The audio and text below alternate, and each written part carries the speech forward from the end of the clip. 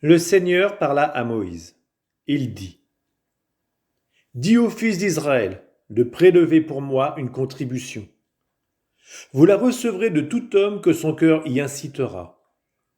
Voici la contribution que vous recevrez d'eux: de l'or, de l'argent et du bronze, de la pourpre violette et de la pourpre rouge, du cramoisi éclatant, du lin et du poil de chèvre, des peaux de bélier teintes en rouge, du cuir fin et du bois d'acacia, de l'huile pour le luminaire, du baume pour l'huile de l'onction et de l'encens aromatique, des pierres de cornaline et des pierres pour orner l'éphod et le pectoral.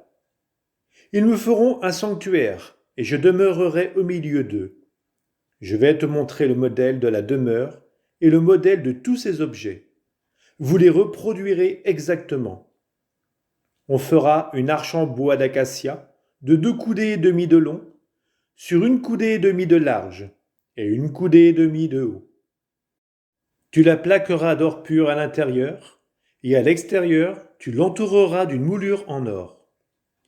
Tu couleras 4 anneaux d'or que tu attacheras aux 4 pieds de l'arche, 2 anneaux sur un côté, 2 anneaux sur l'autre.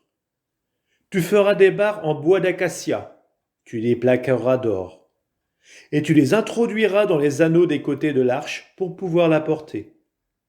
Les barres resteront dans les anneaux de l'arche, elles n'en seront pas retirées. Tu placeras dans l'arche le témoignage que je te donnerai. Puis tu feras en or pur un couvercle, le propitiatoire, long de 2 coudées et demie et large d'1 coudée et demie. Ensuite, tu forgeras 2 kéroubim en or, à placer aux 2 extrémités du propitiatoire.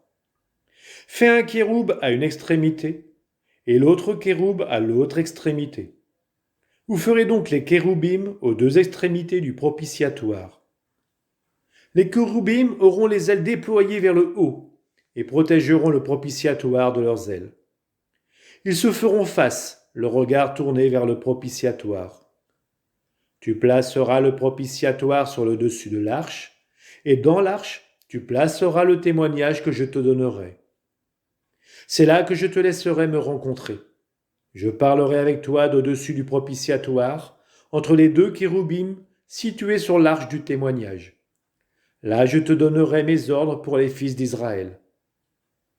Puis tu feras une table en bois d'acacia, longue de 2 coudées, large d'1 coudée et haute d'1 coudée et demie.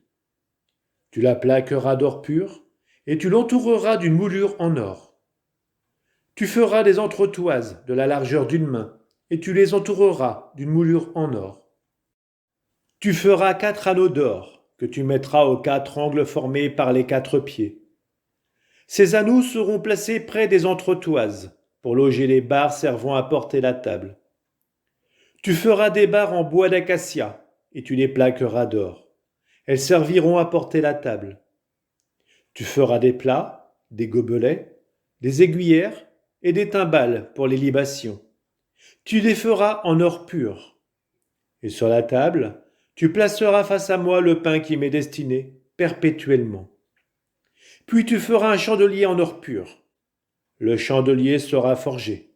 Base, tige, coupe, boutons et fleurs feront corps avec lui. 6 branches s'en détacheront sur les côtés, 3 d'un côté et 3 de l'autre. Sur une branche, 3 coupes en forme d'amande avec boutons et fleurs, et sur une autre branche, 3 coupes en forme d'amande avec boutons et fleurs. De même pour les 6 branches sortant du chandelier. Le chandelier lui-même portera 4 coupes en forme d'amande avec boutons et fleurs. Un bouton sous les 2 premières branches issues du chandelier, un bouton sous les 2 suivantes et un bouton sous les 2 dernières. Ainsi donc pour les 6 branches qui sortent du chandelier. Boutons et branches feront corps avec le chandelier, qui sera tout entier forgé d'une seule pièce en or pur. Ensuite, tu lui feras 7 lampes. On allumera les lampes de manière à éclairer l'espace qui est devant lui. Ses pincettes et ses porte-lampes seront en or pur. Il te faudra un lingot d'or pur pour le chandelier et tous ses accessoires. Regarde, et exécute selon le modèle qui t'a été montré sur la montagne.